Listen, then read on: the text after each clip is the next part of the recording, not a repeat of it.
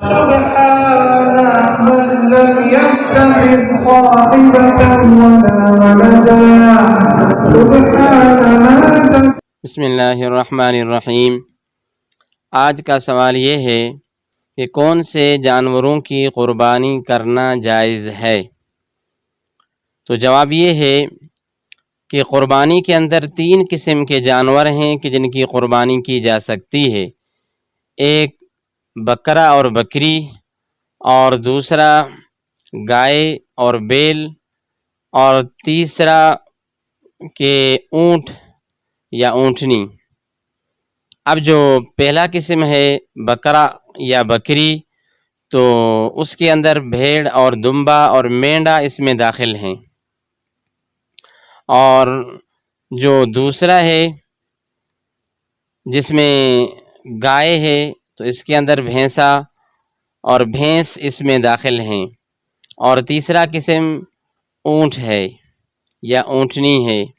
تو یہ 3 قسم کے جانور ہیں کہ جن کی قربانی کی جا سکتی ہے.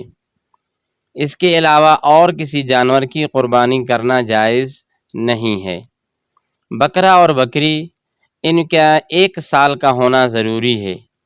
اور دمبا یا بھیڑ اگر اتنے فربا اور اتنے تیار ہوں، اتنے پلے ہوئے جانور ہوں کہ اگر سال سے کم ہیں مگر وہ دیکھنے میں 1 سال کے برابر لگتے ہیں، اتنا فربا اور موٹے ہیں، تکڑے ہیں، تو ان کی بھی قربانی کی جا سکتی ہے.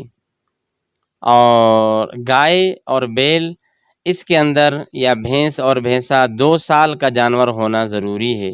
اونٹ کے اندر 5 سال کا جانور ضروری ہے کہ یہ ان کی عمریں ہوں.